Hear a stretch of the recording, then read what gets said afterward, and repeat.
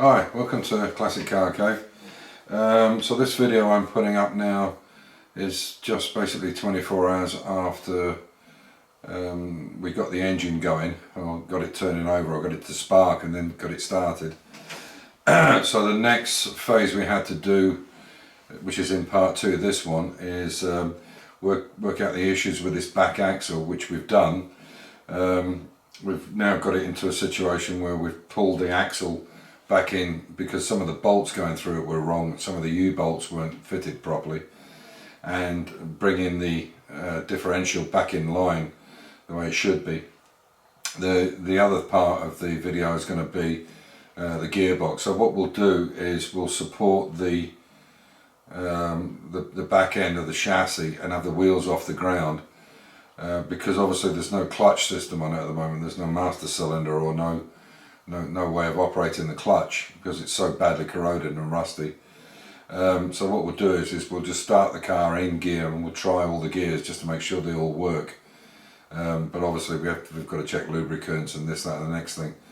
So if it then works out that the engine is okay, some of the number 3 cylinder is not great on compression, but the other 3 are pretty good.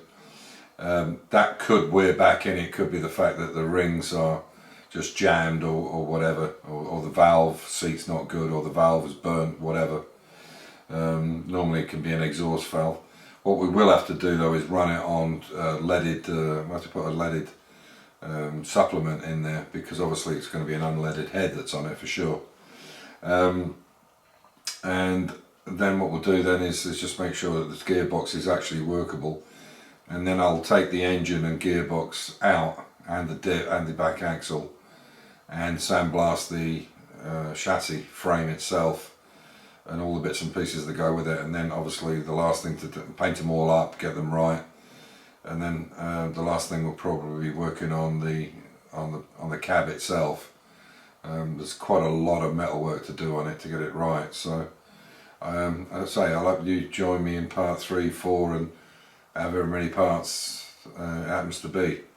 And the XK, there should be some video on the XK at the end of next week. It's apparently coming back from the paint shop.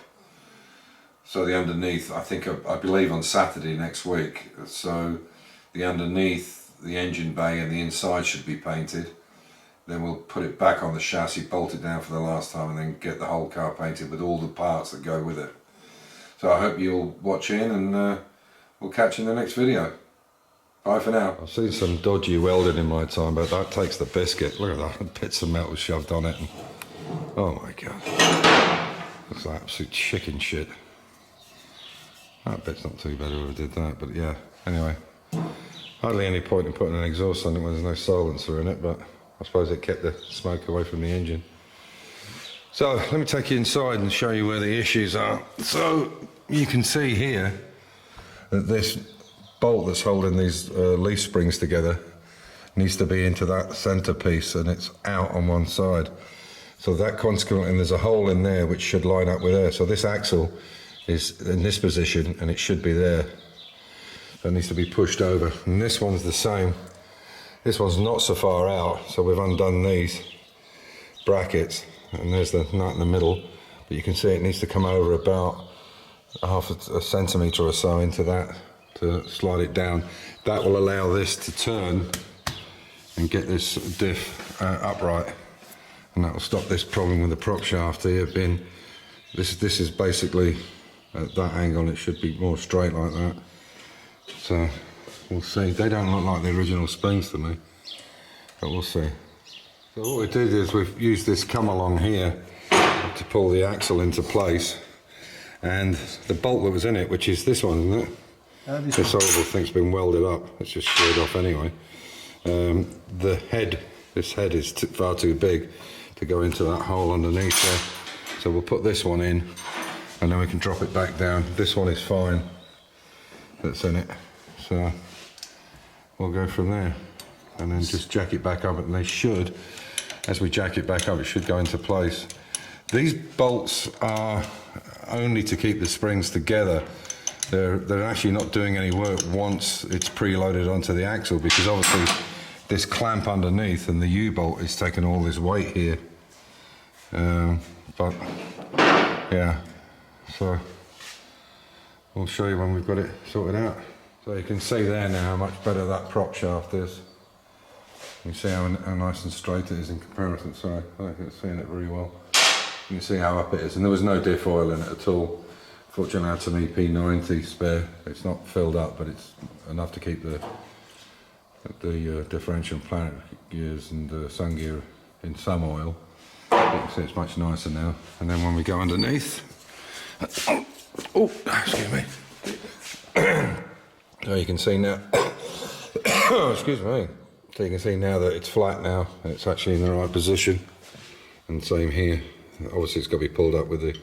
And we use this come along to bring the axle in place.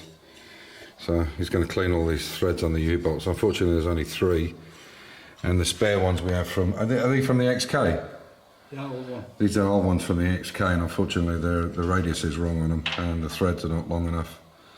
So we can I can buy a piece of bar, and we heat it and bend it and make the next one up. So I shouldn't think you can buy this off the shelf, but we'll see. So there you go. So we'll bolt it back up.